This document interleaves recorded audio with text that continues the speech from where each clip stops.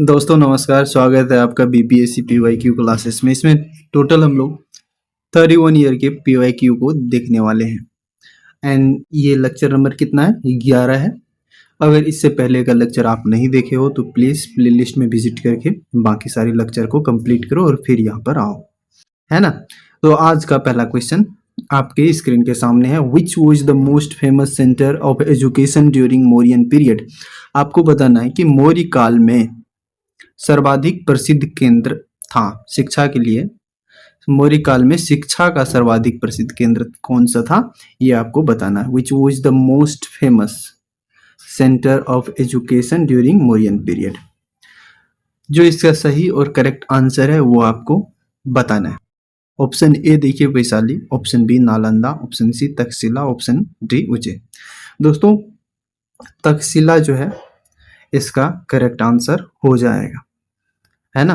नालंदा उस वक्त तक नहीं बना था। आपको मालूम है मौर्य काल जो स्टार्ट होता है वो कब होता है? 322 ईस्वी से बीसी से लेकर के 184 ईस्वी बीसी तक इसका जो टाइम पीरियड है वो माना जाता है। लेकिन आपको मालूम है नालंदा का स्थापना जो है वो कुमारगुप्त ने किया था, और कुमारगुप्त जब किया होगा तो ये काफी बाद होगा, तो उस टाइम तक नालंदा एग्जिस्टेंस में ही नहीं आया था, तक्षशिला था। और तक्षशिला से कई महत्वपूर्ण और विद्वान यहाँ से हुए, जिसमें से नाम है चाणक्य, कौटिल्य जिसका नाम आप लोगों ने सुना होगा, जो अर्थशास्त्र नामक पुस्तक लिखा, तो वो वहाँ के जो है विद्वान रहे थे। तो इसका विस्तृत व्याख्या देखते हैं। तक्षशिला करेक्ट आंसर सी इसका सही करेक्ट आंसर है। मौर्य काल में तक्षशिला उच्च शिक्षा का सबसे प्रसिद्ध और विश्वविख्यात केंद्र था। यह प्राचीन भारत के गंधार जनपद की राजधानी तथा वर्तमान समय में पाकिस्तान के रावलपिंडी जिले में स्थित है। तो इस सेंटेंस से हम लोगों को क्या क्या ध्यान में रखना है? तो उच्च शिक्षा के लिए जो ये महत्वपूर्ण जगह था या स्थान था, ये तो सबको मालूम है। ये कहाँ पर किस महाजनपद में था, तो वो आपको ध्यान में रखना है, गंधार, ये आपको ध्यान में रखना है। दूसरी बात, अभी जो पाकिस्तान में प्रेजेंट डे पाकिस्तान में, और पाकिस्तान में कहाँ पर है, तो रावलपिंडी जो है, रावलपिंडी पाकिस्तान के रावलपिंडी जिले में ये स्थित है। ठीक है। नेक्स्ट देखिए चाणक्य, कौटिल्य, जैसा कि मैंने पहले ही डिस्कशन किया था, ये इसके वहां पर ये पढ़ाई किए थे, अध्ययन किए थे। चंद्रगुप्त मौर्य के गुरु आचार्य चाणक्य तक्षशिला विश्वविद्यालय में ही आचार्य प्रोफेसर थे। ये वहां के प्रोफेसर थे, वहां पढ़ाई भी थी और पढ़े भी थे। प्रसिद्ध विद्वान में से यहाँ पर कौन कौन थे? राजा प्रसेनजित, आपको मालूम है, राजा प्रसेनजित का नाम सुना होगा। कौशल राज के राजा थे प्रसेनजित। ठीक है। महान चिकित्सक जीवक के बारे में आपने सुना होगा कि चंद्रगुप्त मौर्य के टाइम में ये एक फिजिशियन थे और काफी विख्यात थे, काफी उस समय के काफी बेहतरीन जो है वो फिजिशियन थे, कहने का मतलब डॉक्टर टाइप से अभी आज के समय में ये कह लीजिए। और व्याकरण्याचार्य पाणिनि, जो आपको मालूम है पाणिनि भी यहीं से इसी तक्षशिला विश्वविद्यालय से पढ़ाई किया था या इससे जुड़े हुए थे। विशेषता इसके दुनिया भर से छात्र वेद, दर्शन, धनुर्विद्या, आयुर्वेद की शिक्षा लेने आते थे। तो इन सब चीजों की वहां पर पढ़ाई होती थी और दुनिया भर के लोग जो जगह जगह से थे वो यहाँ पर मौजूद होते थे। तो इसमें से कुछ नाम जो है दोस्तों वो आपको ध्यान में रखना चाहिए। वो तो एक नाम जो सबसे ज्यादा मालूम प्रसिद्ध है वो है चाणक्य का, और चाणक्य के अलावा भी दोस्तों यहाँ पर प्रसेनजित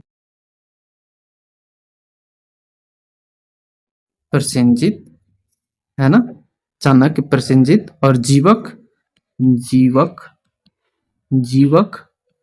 है ना दोस्त, एंड पाणिनि, ये इतना चीज इनसे आपको याद में ध्यान में रखना है। ठीक है।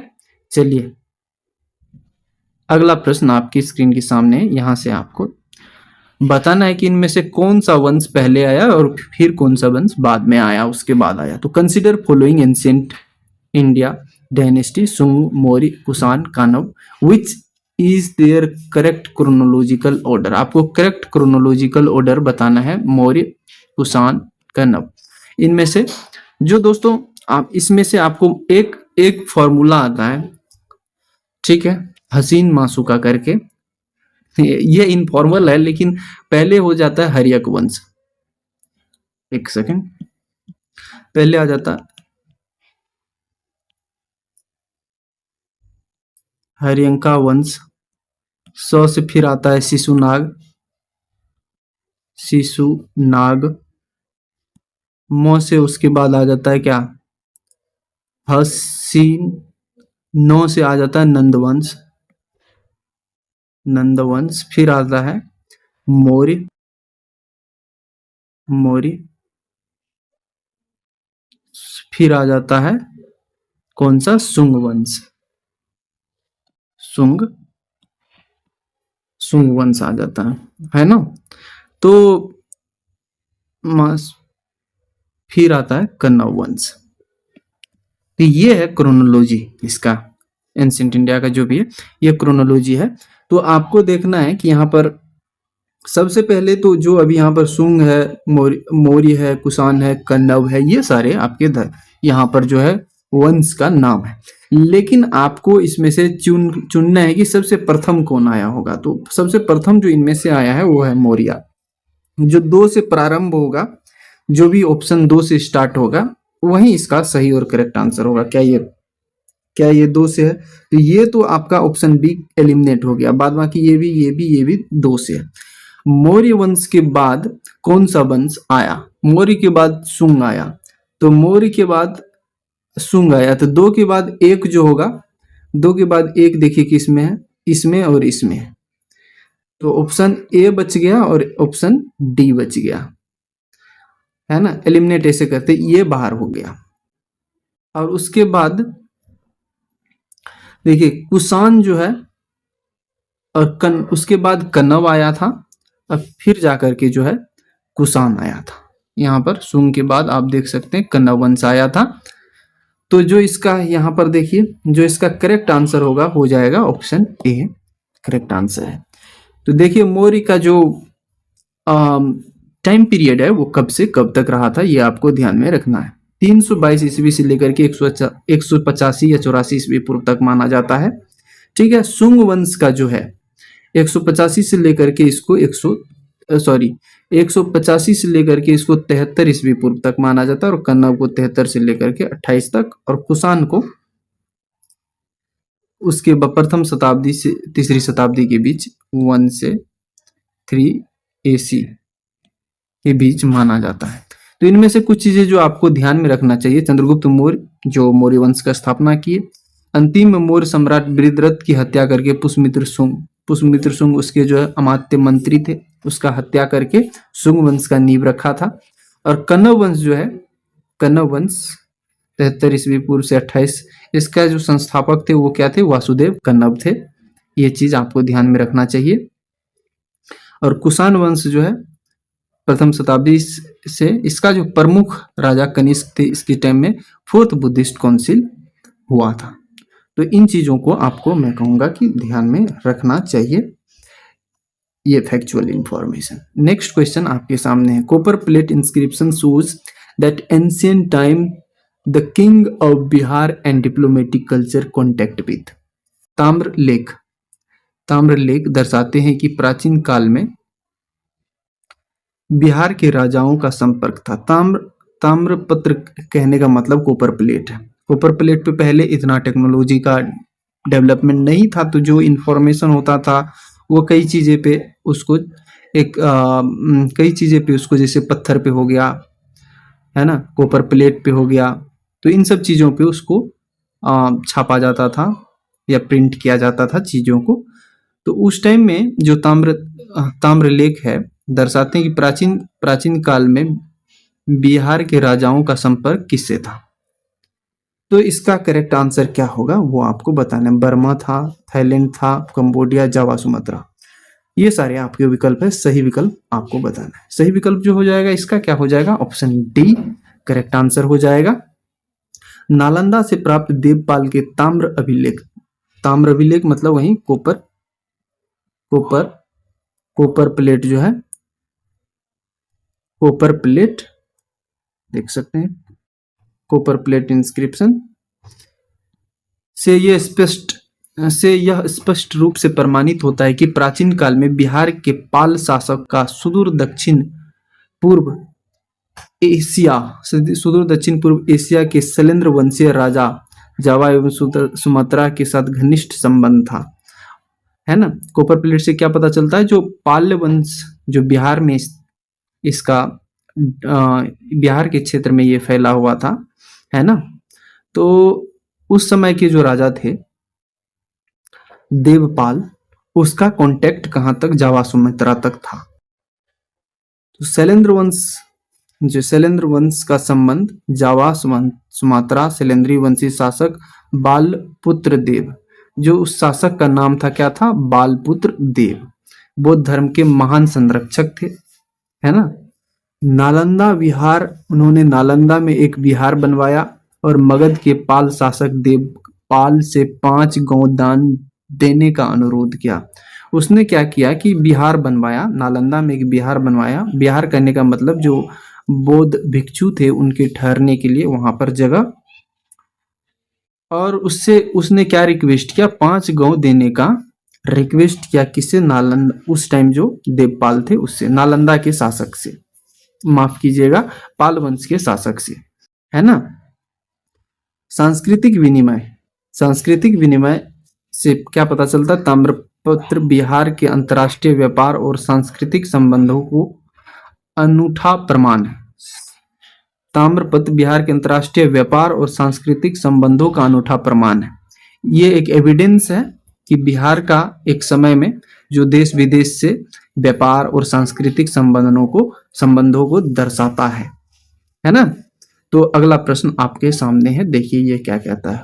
Who was the king of Suvarnabhumi, who established Buddhist monastery Nalanda and requested Devapala to grant 5 village for its maintenance. Suvarnabhumi वही जावा सुमात्रा को कहा जाता था, है ना। जो स्वर्णभूमि का वह राजा कौन था जिसने नालंदा में बौद्ध बिहार की स्थापना की तथा उसके रखरखाव हेतु देवपाल से 5 गौ दान देने की प्रार्थना की थी। तो यहाँ पर ऑप्शन ये देखिए कब पूछा गया है, ये बीपीएससी में 2018 में पूछा जा चुका है। तो उसका नाम आपको बताना है। अभी जैसे कि मैंने पीछे वाला क्वेश्चन में डिस्कशन किया था, इसका नाम क्या हो जाना चाहिए,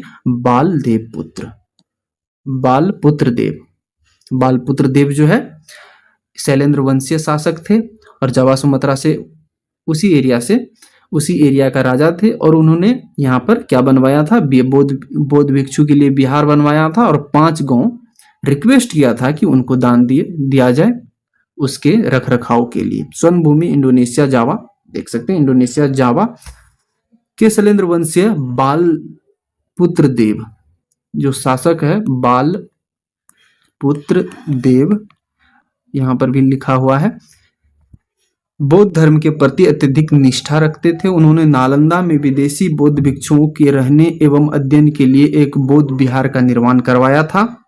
देवपाल को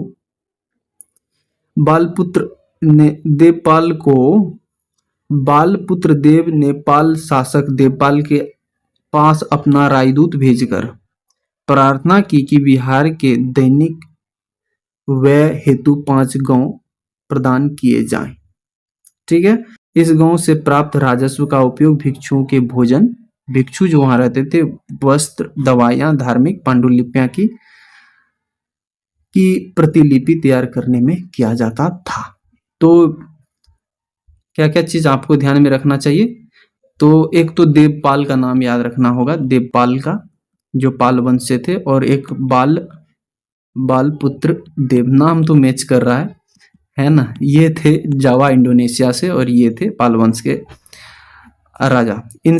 इसने भैया रिक्वेस्ट किया इनसे कि कुछ गांव 5 गांव उनको दिया जाए ताकि वहां का रखरखाव ठीक ढंग से चल पाए, है ना। बस इतना चीज याद रखना है इसके संबंध में।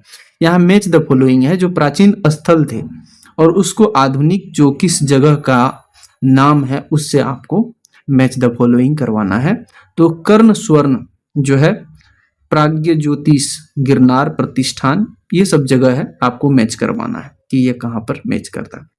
देखिए, मैं आपकी जगह होता तो इसमें क्या करता है कि मुझे जो मालूम है उसको मैं पहले मैच करवाऊंगा और फिर उससे देखूंगा कि कितना ऑप्शन एलिमिनेट हो रहा है। गिरनार जो है ये गुजरात में है, ये सबको मालूम है ना, गिरनार गुजरात में है। तो सी का 2 जो होगा वही करेक्ट आंसर होगा। देखिए यहाँ पर सी का 2 है, हाँ बिल्कुल सी का 2 है। यहाँ पर सी का 2 है, नहीं ये एलिमिनेट हो जाएगा। यहाँ पर सी का जो है 2 है, नहीं यहाँ पर भी नहीं है, यहाँ पर भी नहीं है। तो सीधा एक मैंने देखा और एलिमिनेट करके आंसर प्राप्त कर लिया, है ना। तो ये है एलिमिनेशन ट्रिक का कमाल। अगर आपको एक भी मालूम है तो आप सही आंसर तक पहुंच सकते हैं, है ना। तो अब देखिए हम लोग, कर्ण स्वर्ण जो था ये वेस्ट बंगाल में, कर्ण स्वर्ण वेस्ट बंगाल में है ना। और जो है प्राज्ञ ज्योतिष प्रतिष्ठान गिरनार, प्राज्ञ ज्योतिष जो है ये कहाँ पर है, ये असम में है, असम में, बी का 4 असम में है। और गिरनार गुजरात में। और प्रतिष्ठान कहाँ पर है ये आपको बताना। प्रतिष्ठान महाराष्ट्र में है, प्रतिष्ठान जो है ये महाराष्ट्र में है। और महाराष्ट्र में जो अभी पहले औरंगाबाद डिस्ट्रिक्ट था उसको संभाजी नगर नाम रख दिया गया है, तो वहीं उसी जगह का नाम ये प्रतिष्ठान प्राचीन काल में था, है ना। चलिए देखिए आपकी कर्ण स्वर्ण जो है, कर्ण स्वर्ण ये कहाँ पर है, पश्चिम बंगाल में है। गौड़ नरेश संस्थान सासांग, गौड़ नरेश शशांक की प्रसिद्ध राजधानी जो मुर्शिदाबाद जिले में स्थित है। ये प्रेजेंट डे कहाँ पर है, किस जिले में है, मुर्शिदाबाद। कर्ण स्वर्ण ये मुर्शिदाबाद जिले में स्थित थी पहले। मुर्शिदाबाद तो अभी का नाम है, पहले कुछ और था। प्राज्ञ ज्योतिष जो है ये कहाँ, ये असम का नाम। प्राज्ञ ज्योतिष किसका नाम, ये असम का नाम था। गिरनार जो है, देखिए यहाँ पर गिरनार जैसे गुजरात, गुजरात की जूनागढ़, जूनागढ़ गुजरात में ये है। इसके पास स्थित अशोक, रुद्रदमन और स्कंदगुप्त के अभिलेख मिले हैं। गिरनार अब जो इंस्क्रिप्शन है, गिरनार इंस्क्रिप्शन जिसमें सुदर्शन लेक के बारे में चर्चा है, जिसका रिपेयरिंग ये रुद्रदमन के टाइम में हुआ था, उसके लिए बड़ा फेमस है, वो आपको मालूम ही होगा। प्रतिष्ठान जो है देखिए, प्रतिष्ठान और पैथन ये महाराष्ट्र के गोदावरी नदी के तट पर सातवाहन राजवंश की प्रसिद्ध राजधानी थी। प्रतिष्ठान क्या था, सातवाहन की राजधानी थी, महाराष्ट्र में सातवाहन की राजधानी थी। महाराष्ट्र, MH मतलब महाराष्ट्र, है ना। ये किस नदी पर स्थित है, गोदावरी नदी के तट पर स्थित है, यह आपको ध्यान में रखना है ना। अगले प्रश्न पर हम लोग चलते हैं, अगले प्रश्न पर चलते हैं, देखते हैं इसका सही उत्तर क्या है। किस अभिलेख में शक शासक रुद्रदमन प्रथम की विभिन्न उपलब्धियां वर्णित है। आपको बताना है कि ये कौन सा इंस्क्रिप्शन है। In which inscription are various achievement of Shaka ruler Rudradaman first described. तो अभिलेख का नाम बताना है, जूनागढ़, भित्री, नासिक, सांची। जो करेक्ट आंसर है वो जूनागढ़ हो जाएगा, है ना। तो विस्तृत इसका डिटेल एक्सप्लेनेशन हम लोग देखते हैं। जूनागढ़ ये जो है देखिए यहाँ पर करेक्ट आंसर है। गुजरात के कठियावाड़, गुजरात के कठियावाड़ में स्थित जूनागढ़ अभिलेख के पश्चिम भारत के शक महाक्षत्रप प्रथम रुद्रदमन प्रथम 130 से लेकर के 150 तक इसका जो है कालावधि था, कि विजय और व्यक्तित्व का सबसे महत्वपूर्ण स्रोत है। इसमें क्या आपको ध्यान में रखना है, कठियावाड़ ये जगह का नाम आपको ध्यान में रखना चाहिए। और यहाँ पर जो है रुद्रदमन जो वेस्टर्न सट्रप थे, वहां पर शक जो है वो काफी सट्रप में बटे हुए थे, वेस्टर्न ईस्टर्न ऐसे करके। तो जो रुद्रदमन प्रथम थे वो वेस्टर्न पश्चिमी सट्रप से थे, ये आपको ध्यान में रखना चाहिए, है ना। और चलिए उसके बाद हम लोग देखते हैं भारत का सबसे लंबा तथा विशुद्ध संस्कृत भाषा चंपू शैली में उत्कीर्ण शिलालेख है।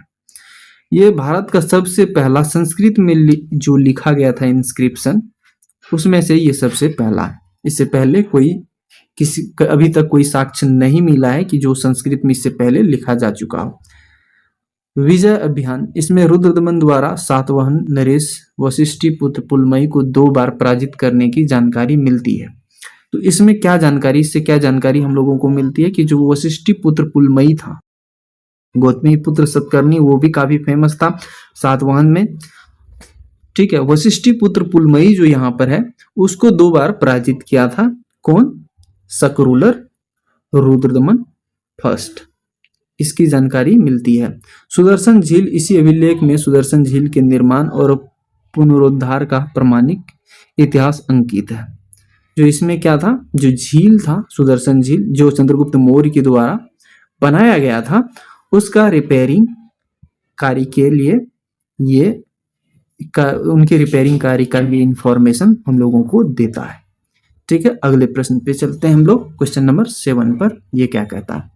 According to the Sanskrit inscription composed around second century AD, who repaired the Sudarshana lake? आपको बताना है कि सुदर्शन लेक जो है इसका रिपेयर वर्क, जैसे कि मैंने पीछे भी डिस्कस किया, वो कौन किया? दूसरी शताब्दी के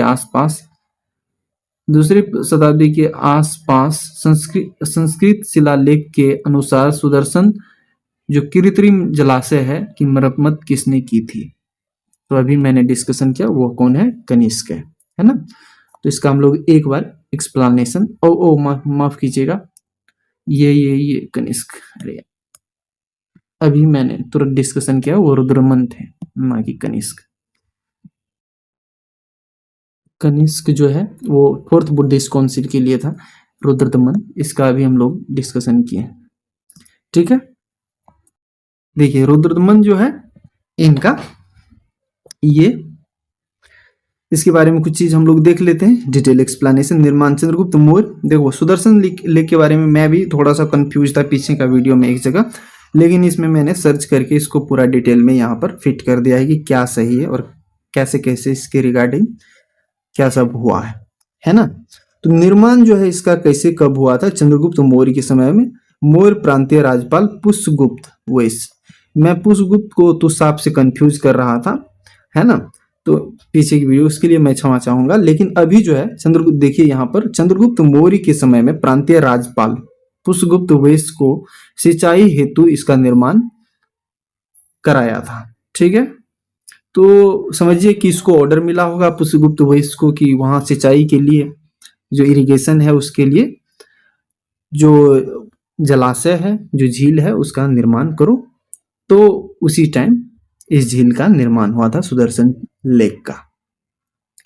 नहरे अशोक, अच्छा, सम्राट अशोक के समय में तुषाप, ये नाम और ये नाम, अरे है ना, ध्यान में आपको रखना है।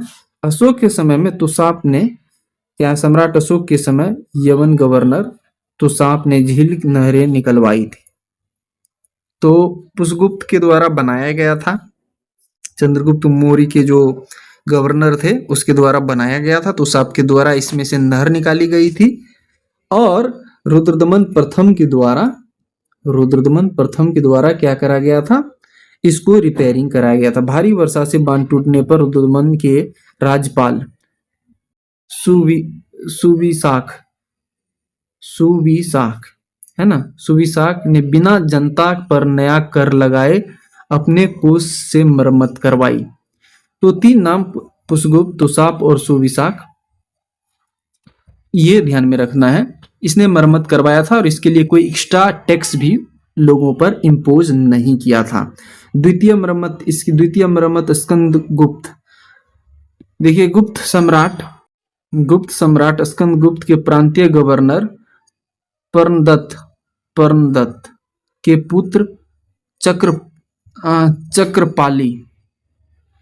पुत्र चक्रपाली ने पुनः मरम्मत करवाई थी। तो एक तो हो गया रुद्रदमन के टाइम में शकरूलर जो थे, और दूसरा रिपेयरिंग इसका हो गया था पर्णदत्त के पुत्र चक्रपाली के समय में, वो सम्राट स्कंदगुप्त के प्रांतीय गवर्नर पर्णदत्त जो इसके गवर्नर थे। तो ये समझिए सबके सब तो गवर्नर ही थे। ये थे कि नहीं मुझे नहीं मालूम।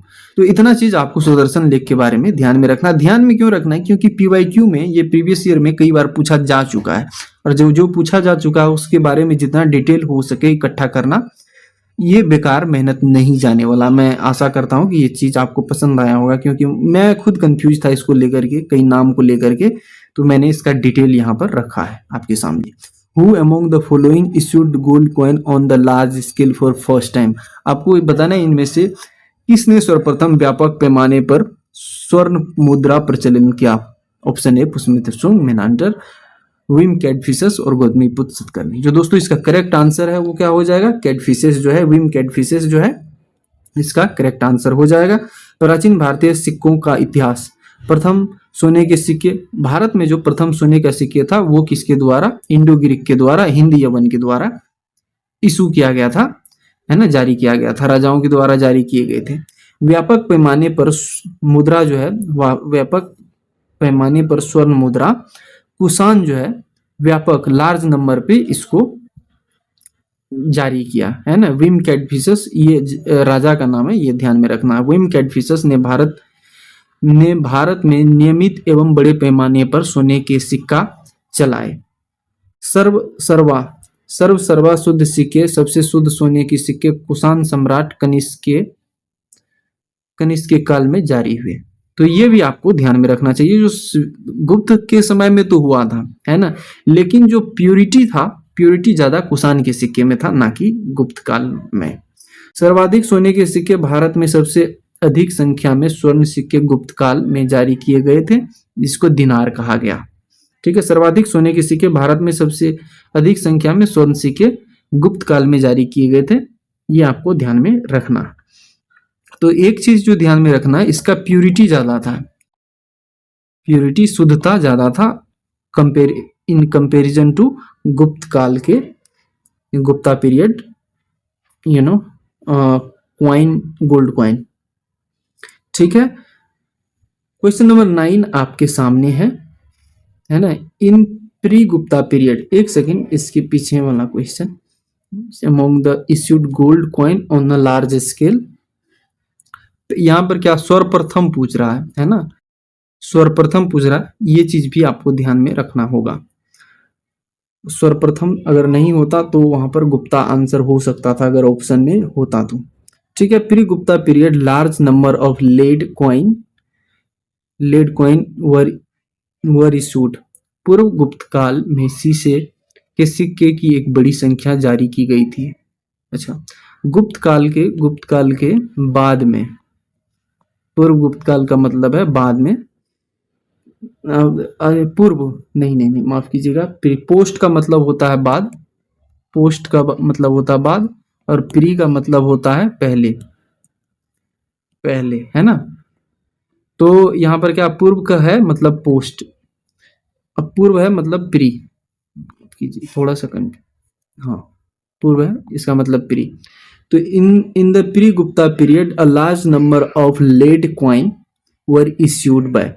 तो किसके द्वारा, गुप्त काल से पहले किसके द्वारा इशू किया गया था लेड कॉइन? वो है सातवाहनों के द्वारा ऐसा किया गया था। लेड मतलब शीशे का कॉइन। दक्षिण भारत में दक्कन के क्षेत्र में शासन करने वाले सातवाहन वंश ने सर्वाधिक मात्रा में शीशे, लेड जो है शीशे के सिक्के जारी किए। ठीक है, रोमन व्यापार, सातवाहनों को यह शीशा रोम से आयात करना पड़ता था, जो भारत रोम के व्यापार की संपन्नता को दिखाता है। जो सातवाहन, जो लेड जो था, लेड मतलब शीशे को इंपोर्ट करता था, वो किस जगह से इंपोर्ट करता था? रोमन एम्पायर से। और ये दिखाता है कि उस टाइम व्यापार कैसे फल फूल रहा था रोमन एम्पायर के साथ। अन्य धातुएं, शीशे के अतिरिक्त सातवाहनों ने पोटीन, तांबे, है ना, कांसे, ब्रोंज के सिक्के भी सिक्के भारी मात्रा में जारी किए। ठीक है, जहाज के चित्र, यज्ञश्री सतकर्णी, ये नाम है यज्ञश्री सतकर्णी के सिक्के पर दो मस्तूल वाले जहाज चित्र उत्कीर्ण है, जो समुद्री व्यापार का प्रतीक है। जो जहाज का पिक्चर है सिक्के पर, यज्ञश्री सतकर्णी के सिक्के पर वो कौन चीज को दर्शाता है दोस्तों? वो दर्शाता है कि उस टाइम समुद्री व्यापार फल फूल रहा था, इसका प्रमाण है। अगला प्रश्न आपके सामने है, देखिए ये कब पूछा गया है, बीपीएससी प्री 2000 में। विच dynasty ruled over India immediately after Shunga वंश? आपको बताना है कि शुंग जो है, शुंग वंश के बाद कौन से वंश का शासन हुआ था मगध पर? तो कन्नव वंश है उसका, है ना, जो थे कन्नव वंश वही रूल किए थे। तो कन्नव वंश के बारे में हम लोग कुछ देख लेते हैं, इसका कुछ डिटेल। कन्नव वंश के शासक, इस वंश में 4 शासक हुए। वासुदेव इसके संस्थापक थे, भूमिमित्र, नारायण, सुशर्मा। ठीक है, वासुदेव, भूमिमित्र, नारायण, सुशर्मा, ये चारों आपको ध्यान में रखना है। ठीक है, ये स्थापना कब हुआ था? 73 ईस्वी बीसी में। ठीक है, देवभूति की हत्या, ये शुंग वंश के अंतिम शासक कौन था? देवभूति। शुंग वंश, इसका हत्या करके वासुदेव ने कन्नव वंश का स्थापना किया था, तो ये आपको ध्यान में रखना है। देवभूति जो है शुंग वंश का अंतिम शासक था, जिसका हत्या करके वासुदेव ने कन्नव वंश का नींव रखा। और इसमें वासुदेव, भूमिमित्र, नारायण, सुशर्मा 4 शासक हुए। और लगभग 28 ईस्वी पूर्व सातवाहन आंध्र शासक सिमुक ने अंतिम कन्नव राजा सुशर्मा की हत्या कर कन्नव वंश का अंत कर दिया। जो सातवाहन वंश के शासक थे, सिमुक है ना, वो अंतिम कन्नव राजा कौन? सुशर्मा की हत्या करके कन्नव शासन का अंत कर दिया। यहाँ से कन्नव वंश अंत हो जाते हैं, है ना। तो कन्नव वंश कब से कब तक शासन किया? 73 से लेकर के इसको 28 तक बीसी, ये ध्यान में रखना है। लगभग 28 ईस्वी पूर्व सातवाहन आंध्र शासक सिमुक ने अंतिम कन्नव राजा सुशर्मा की हत्या कर कन्नव वंश का अंत कर दिया। शुंग वंश एवं कन्नव वंश दोनों ही वैदिक ब्राह्मण धर्मानुयायी राजवंश थे। तो शुंग और कन्नव जो है दोनों ये ब्राह्मण धर्मानुयायी राजवंश थे। चलिए, which Gupta ruler came to power after assassinating his elder brother? अपने बड़े भाई की हत्या करके कौन सा गुप्त शासक जो है वो पावर में आए थे, ये आपको बताना है।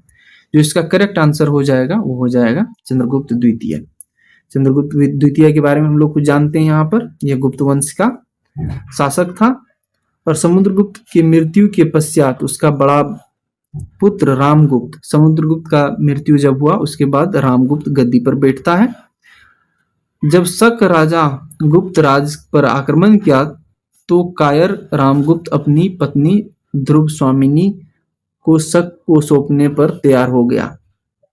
ठीक है, तो क्या हुआ कि जो रामगुप्त थे वो कायर टाइप के थे। जब इस पे उस टाइम जो हमला हुआ था,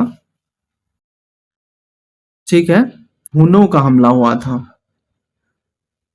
तो वो इसने जब शक का हमला हुआ था तो ये अपने पत्नी को देने के लिए, उसको सौंपने के लिए राजी हो गया था।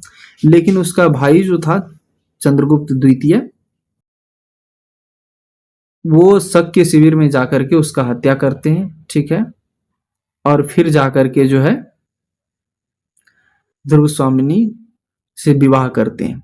तो चंद्रगुप्त का साहस देखिए, यहाँ पर का साहस, चंद्रगुप्त द्वितीय ने रानी ध्रुव स्वामिनी के वेश में शक शिविर में जाकर शक शासक की हत्या कर दी और बाद में रामगुप्त की भी हत्या की। इसके बाद उसने अयोग्य बड़े भाई रामगुप्त की हत्या कर दी और स्वयं सिंहासन ग्रहण कर लिया तथा ध्रुव स्वामिनी से विवाह किया। उपाधि शकों का पूर्ण विनाश करने का उपलक्ष्य उसे विक्रमादित्य कहा जाता है ना। शक जो है, शक रूलर, उसको जो ये पूर्णतः पराजित कर दिया था, उसके कारण से इसको कौन सा टाइटल मिलता है? विक्रमादित्य का। ठीक है, तो इस शक राजा शक के विरुद्ध ये खड़ा नहीं हुए थे रामगुप्त। ठीक है, चलिए अगला प्रश्न आपके सामने है। Who among the following is known as the Napoleon of ancient India. जो एंशिएंट इंडिया के नेपोलियन थे वो किसको कहा जाता है? तो समुद्रगुप्त को जो है कहा जाता है एंशिएंट इंडिया के नेपोलियन। और इसको किसने कहा था? वी ए स्मिथ ने कहा था। अर्ली हिस्ट्री ऑफ इंडिया में समुद्रगुप्त की महान सैन्य विजय से प्रभावित होकर के भारत का नेपोलियन उसको बताया। ठीक है, समुद्रगुप्त के बारे में कहा जाता है कि उसने कभी भी युद्ध नहीं हारा था। ठीक, समुद्रगुप्त अपने जीवन काल में लड़े गए किसी भी युद्ध में पराजित नहीं हुआ। और प्रयाग प्रशस्त में जो है समुद्रगुप्त के दरबारी कवि जो थे हरिसेन द्वारा रचित प्रयाग प्रशस्ति इलाहाबाद स्तंभ में उसकी आर्यावर्त एवं दक्षिणावर्त की 100 से अधिक विजयों का उल्लेख है। कविराज एवं संगीत प्रेमी सिखों पर उसकी वीणा बजाते हुए दिखाया गया। तो जो उसके सिक्के थे जिसपे समुद्रगुप्त वीणा बजाते हुए देखा गया है, इससे ये पता चलता है कि वो कितना आर्ट में इंटरेस्टेड थे। ठीक है, गुप्त ruler who successfully defeated the invading हुन। ये गुप्त रूलर का नाम बताना है जिसने हुन जो है को डिफीट किया था, हराया था, उसका नाम आपको बताना है। तो वो कौन थे? रामगुप्त तो नहीं, इसके टाइम में शक था, ये शक से ही हारने वाले थे। उसके बाद क्या था? तो स्कंदगुप्त जो है, ठीक है, स्कंदगुप्त करेक्ट आंसर इसका हो जाएगा। स्कंदगुप्त, देखिए इसका विस्तृत चर्चा क्या है। मध्य एशिया के क्रूर बर्बर आक्रमणकारी हुनों की पहली भीषण आक्रमण सम्राट स्कंदगुप्त के समय हुआ था। और इसका क्या है? कलावधि 455 से लेकर के 467 ईस्वी तक शासन काल में हुआ था। और भीतरी अभिलेखों में लिखा है स्कंदगुप्त ने हुनों से भयंकर आक्रमण को विफल कर उसका गर्भ चूर चूर कर दिया। सभ्यता की रक्षा हुनों को खदेड़ स्कंदगुप्त ने केवल भारत बल्कि तत्कालीन संपूर्ण आर्य संस्कृति की रक्षा की थी। विक्रमादित्य, बाद में इसको विक्रमादित्य, जो स्कंदगुप्त थे, विक्रमादित्य की उपाधि प्राप्त किया। चलिए अगला प्रश्न, आज का लास्ट प्रश्न। इसके बाद वाला जो भी है मैं अगले वीडियो में उसको फिट कर दूंगा। हु वॉज द फाउंडर और बिल्डर ऑफ फेमस नालंदा महाविहार। आपको बताना नालंदा महाविहार जो है, Nalanda, who was the founder कौन था इसका, कौन स्थापना किया था? तो जो इसका सही और करेक्ट आंसर है वो क्या हो जाएगा? कुमारगुप्त ने किया था। देखिए, नालंदा विश्वविद्यालय ऐतिहासिक महत्व। नालंदा महाविहार की स्थापना गुप्त सम्राट कुमारगुप्त महेंद्रादित्य ने 5वीं शताब्दी ईस्वी में की थी। ठीक है, ऑक्सफोर्ड ऑफ महायान, इसे बुद्ध धर्म के महायान संप्रदाय का सबसे बड़ा अंतर्राष्ट्रीय अध्ययन केंद्र माना जाता था। यहाँ पर कौन सा जो धर्म, बौद्ध धर्म का कौन सा सेक्ट का पढ़ाई यहाँ पर होता था, अध्ययन होता था? वो है महायान बुद्धिज्म का, है ना, ये ध्यान में रखना है। चीनी यात्री ह्वेनसांग जो हर्ष के टाइम में आया था, है ना, इत्सिंग ने नालंदा में वर्षों रह करके अध्यापन किया। अध्ययन और अध्यापन दोनों यहाँ पर वर्षों रह करके किया। और 1199 में क्या हुआ था? तुर्क सेनापति बख्तियार खिलजी जो है 1199 में बख्तियार खिलजी इसको जला करके नष्ट कर दिया था। तो ये आपको ध्यान में इतना चीज रखना है। तो बीपीएससी प्रिपरेशन कंप्लीट, मतलब आज का जो 14 प्रश्न था इसको हम लोगों ने जितना डिटेल में हो सकता है उतना डिटेल में इसको सॉल्व करने का कोशिश किया, है ना। और मैं आशा करता हूँ कि ये चीज़ आपको समझ में आया। कुछ चीज़ें एक बार हम लोग फटाफट से इसको रिवाइज कर लेते हैं जो हम लोगों ने देखा था, है ना। चलो अंतिम, चलिए, तो इसका जो है मौर्य काल में शिक्षा का सर्वाधिक प्रसिद्ध केंद्र कौन सा था? तक्षशिला था। ठीक है, अगला प्रश्न देखिए, यहाँ पर जो है कौन सा वंश पहले आया था वो है, तो ये हर्यंका, शिशुनाग, नंद, मौर्य, शुंग और कन्नब, ये सारे वंश देख सकते हैं। मौर्य, शुंग, कन्नब, कुषाण, ये ऐसे करके वंश है, ये आपको ध्यान में रखना है। ताम्र लेख दर्शाते हैं कि प्राचीन काल में बिहार के राजाओं का संपर्क था किससे? जावा सुमात्रा से। ठीक है, अगला प्रश्न क्या है? Who was the king of स्वर्ण भूमि? स्वर्ण भूमि का किंग कौन? बालदेव पुत्र था। चलिए, यहाँ पर मैच द फॉलोइंग था, जो कौन किस जगह का नाम था प्राचीन में? कर्ण स्वर्ण का अभी पश्चिम बंगाल में, प्राग्ञ ज्योति का अभी कहाँ पर है? प्राग्ञ ज्योति जो है ये असम में है। ठीक है, और गिरनार जो है जूनागढ़ में, प्रतिष्ठान ये महाराष्ट्र में है।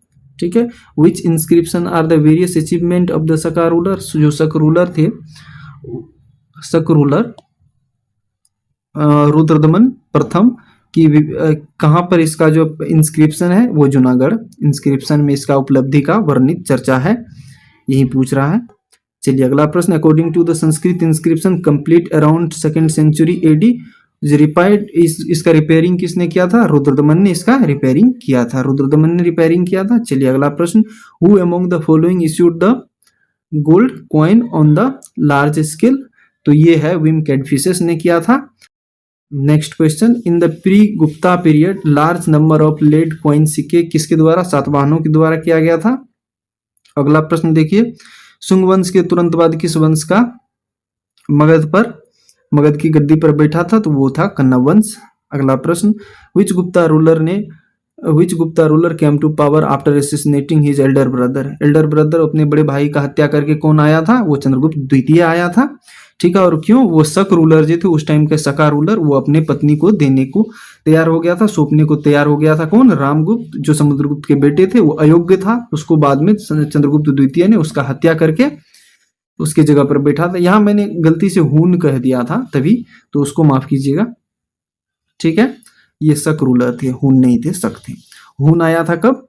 वो among the following known as the Napoleon of Samudragupta? Samudragupta जो है, समुद्रगुप्त को नेपोलियन कहा जाता है भारत का। और यहाँ पर जो है हून जो है आता है ये किसके टाइम में? स्कंदगुप्त के टाइम में, लेकिन स्कंदगुप्त इसको पराजित कर देता है। ठीक है, who among the founder builder of the famous Nalanda Mahavihara? ये कौन था? कुमारगुप्त था। और अगले प्रश्न देखिए, तो टोटल हम लोगों ने 14 क्वेश्चन को सॉल्व कर लिया है, देख लिया है। अगर सेशन आपको पसंद आता है तो आप इसको लाइक कर सकते हैं, चैनल को सब्सक्राइब कर सकते हैं। और कई क्वेश्चन मैंने ये तो आज का लेक्चर कितना 11 लेक्चर था। ठीक है, 11 लेक्चर था। तो मैंने इससे पहले 10 लेक्चर कवर कर दिया, और हर एक लेक्चर में जो है 15-15 क्वेश्चन तकरीबन करके होता है, तो समझिए 150 क्वेश्चन